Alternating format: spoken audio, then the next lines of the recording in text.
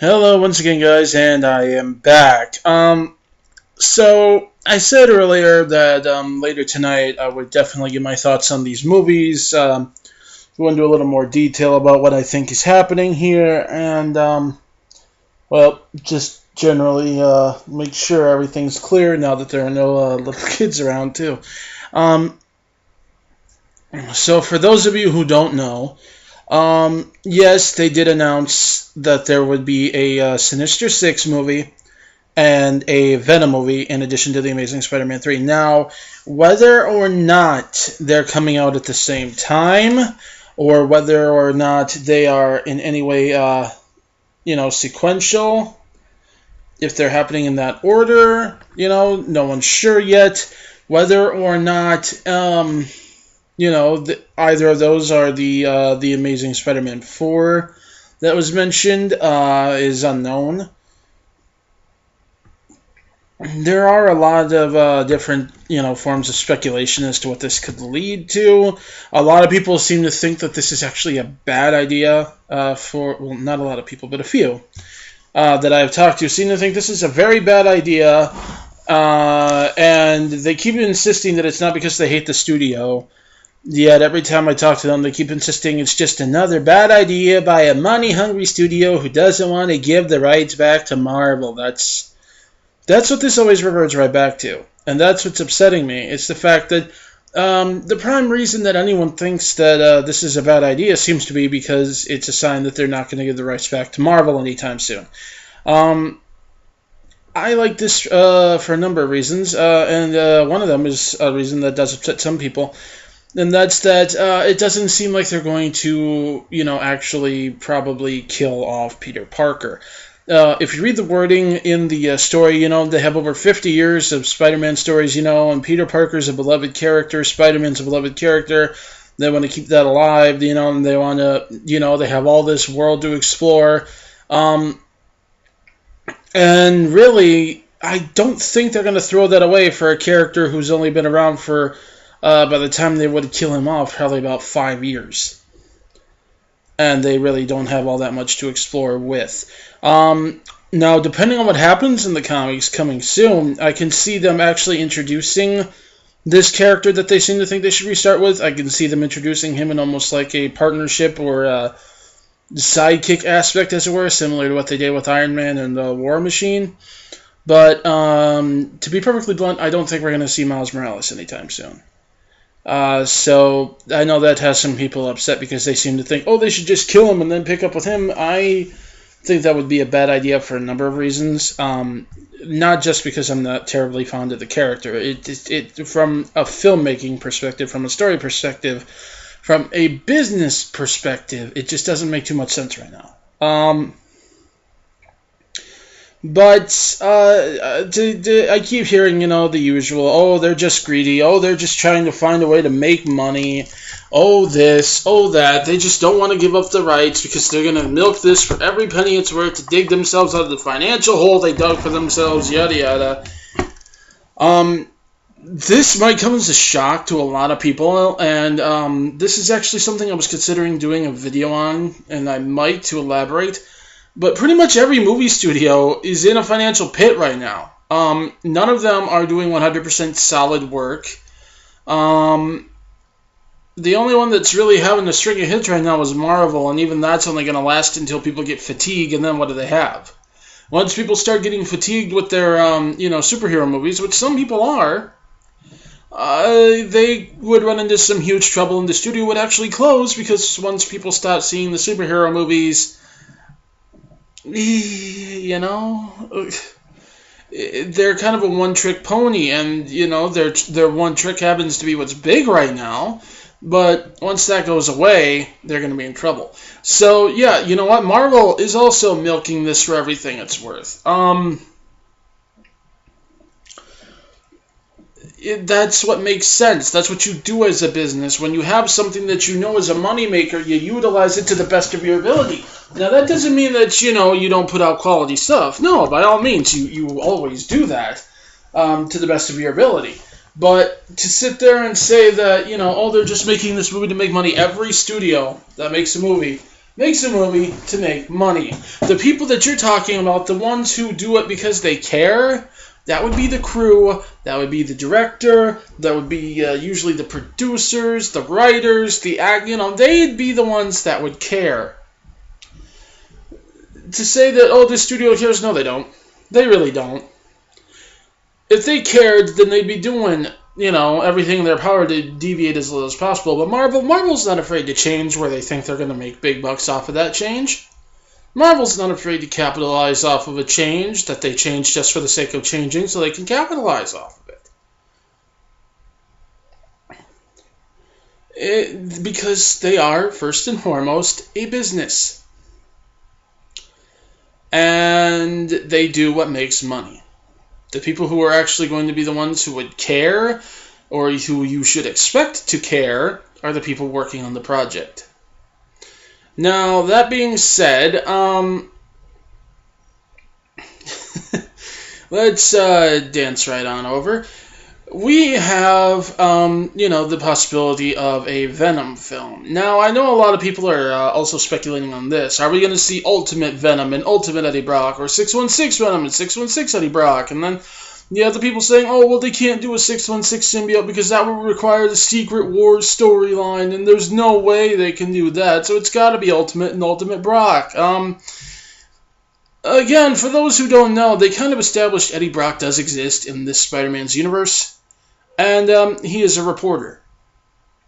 And he is an adult. He is older than Peter by quite a bit. And he does have an established job as a reporter. So, I think they're going with 616 Brock. And the fact that everyone's like, oh, but, it would make sense for him because, it would be connected to his parents in Oscorp. I think you're running into a little bit of a problem here. You expect the parents in Oscorp and everything to be the permanent story for the entire franchise. It's not going to be. Mark Webb even said that the story that they're trying to tell right now is what's going to be centering on Oscorp and the parents. They're going to eventually want to move away from that. You're not going to be able to tell just one story non-stop the entire time. That'd be like expecting every Captain America movie that comes out from this point onward to focus on nothing but Steve trying to adjust to living in modern times. That would be like expecting every Avengers movie that comes out from this point on to focus on Thanos when they finally face Thanos and beat Thanos. If they do an Avengers 4 after that, which is apparently 3 is what's going to have Thanos according to Whedon's current schedule, I guess. So if they do an Avengers 4, that would be like saying, oh, well, in Part 4, Thanos has to come back right away. No, he doesn't. He really doesn't. And you shouldn't expect that. Guys, there is eventually going to be villains who show up. There are eventually going to be characters who show up who will not necessarily be the result of Oscorp doing something or not be connected to Peter's parents. I mean, when you get right down to it, yeah, the last villain was connected to Peter's parents, too. That was, Connors. Sorry. Brain fart for a second there. Connors had a connection to his parents. The Osborns have connections to his parents, but at the same time, you know who doesn't? Rhino. You know who else doesn't? Electro. The only connection Electro has is that Max Dillon worked there and had an accident there.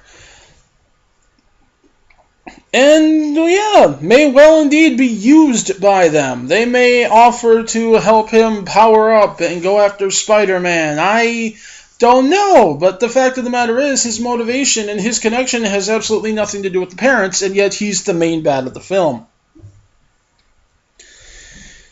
He is the main focus of the enemies in this film. Rhino, I don't even think, based on something Paul Giamatti had said and one of the set designers had said, I'm not so sure Rhino actually has connection to Oscorp. In fact, in the beginning of the movie, if you remember the set photos and the video from the set, Rhino was seen with that tow truck jacking an Oscorp truck trying to steal what's inside.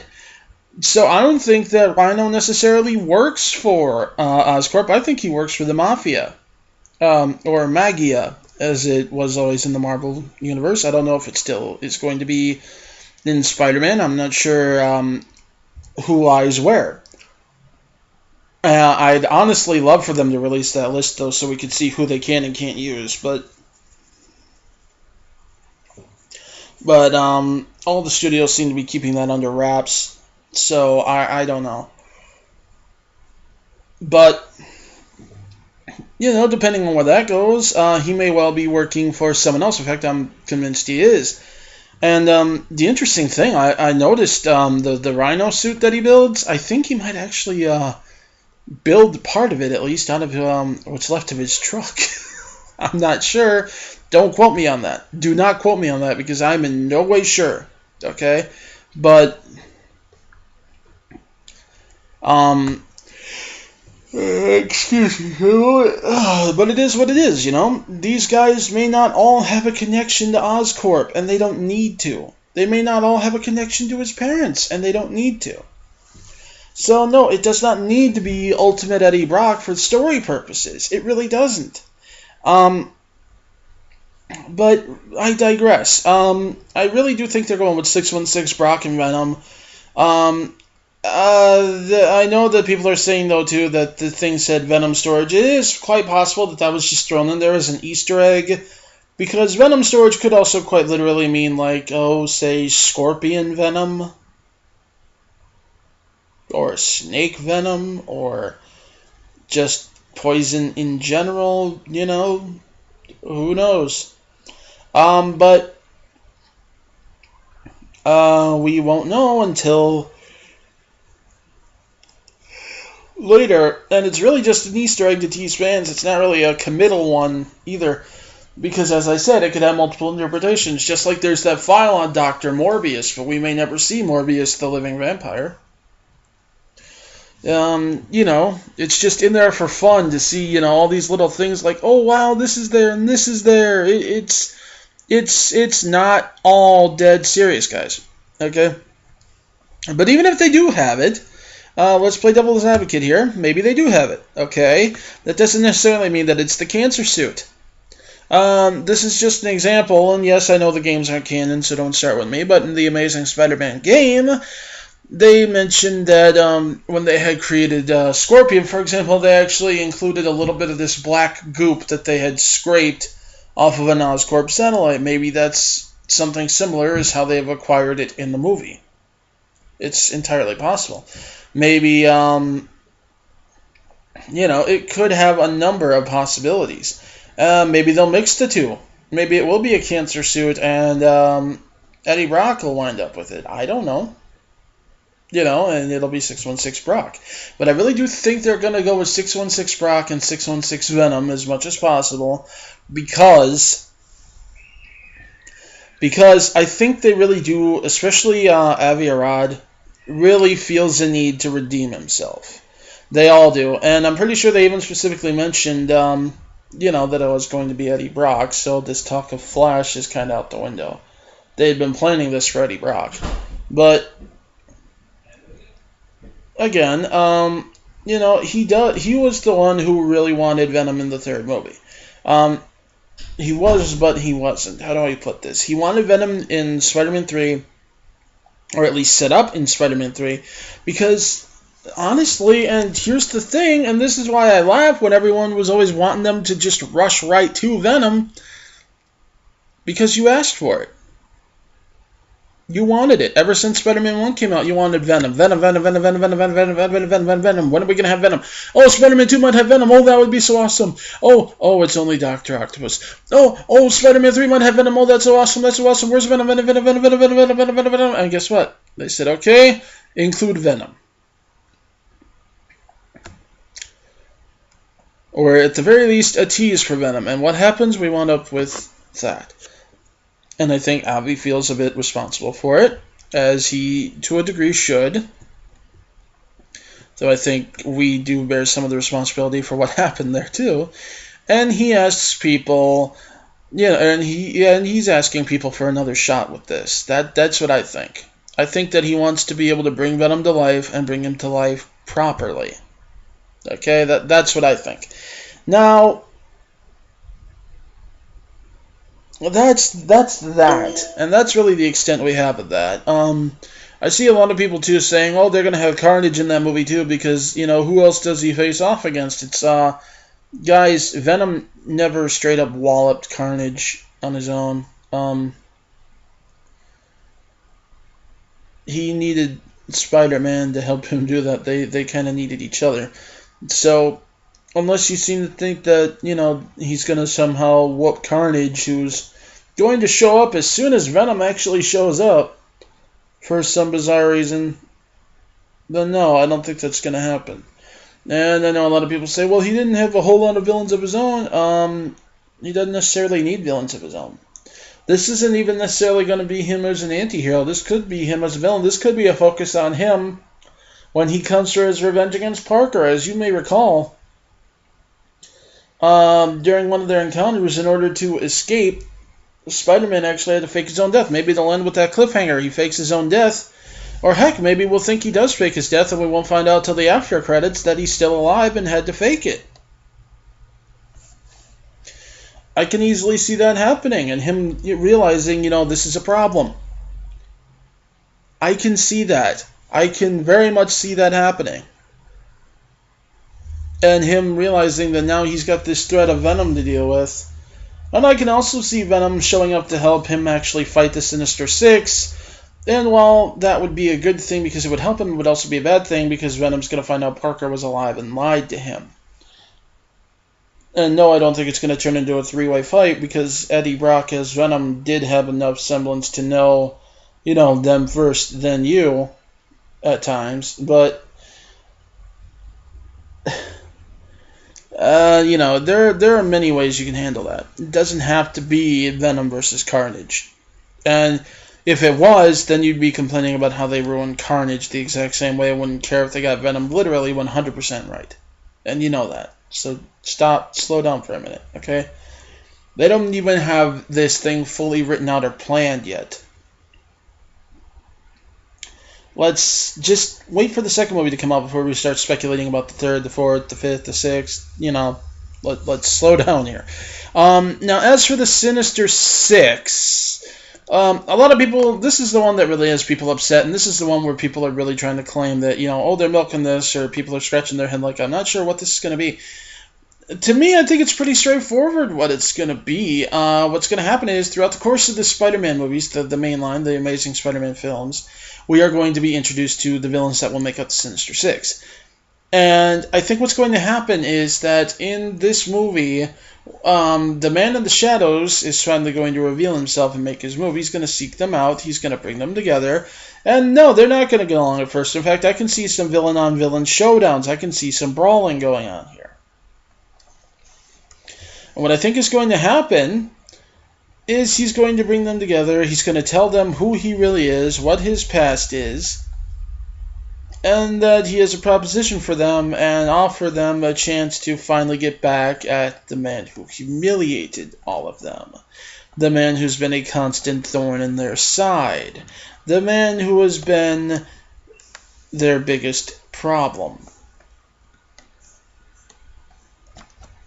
And he's going to suggest a partnership. And I do think that this movie is basically going to be how they assemble, very similar to a supervillain Avengers. And yes, that very much can work. And I know a lot of people like to say, oh no it can't, because what are they going to team up to fight besides Spider-Man? They could team up to pull off a heist, they could team up to remove someone in a powerful position from power in order for their boss to take center stage. They could do a lot of things that wouldn't require Spider-Man. And, I mean, this could just quite literally be about them learning how to work as a team, and then at the end of the movie, they prepare to go after their final target. And then we have the next Spider-Man movie. It's entirely possible. This is also very good because this is really going to give us a chance to flesh out our villains. Fleshed out villains are really not something we've seen a whole lot of in superhero movies. A lot of people like to say, oh, we got the Joker in The Dark Knight. No, we didn't, because we learned virtually nothing about him. We learned what his philosophy is. We didn't learn a thing about how he got it. We didn't learn a thing about how deep his psychosis runs. We didn't learn the depths of his insanity. And that's fine. They were gonna originally say that for another movie, and that's okay. That's perfectly okay. But I mean, this year we got a chance to fully flesh out Connors. We got a chance to fully flesh out. I mean, if Connors is even a part of it, we got a chance to fully flesh out Electro even more. Whoever else might join will, get a little bit more. Like Rhino, we could learn a little bit more about Alexei and his actual past. Instead of just being a gag villain, we could learn a little bit about him. We got this in the comics, by the way. Oftentimes, we would have miniseries that would center just as much or more around villains than it would the heroes. And we would learn things about them. We would learn things about the depths of their power, how crazy they were, how they came to be how they are.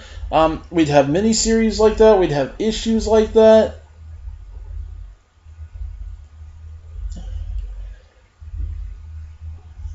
So, to sit there and say that this is somehow unprecedented and no one would ever receive it well is, that's just ridiculous. I'm sorry, I reject that wholeheartedly.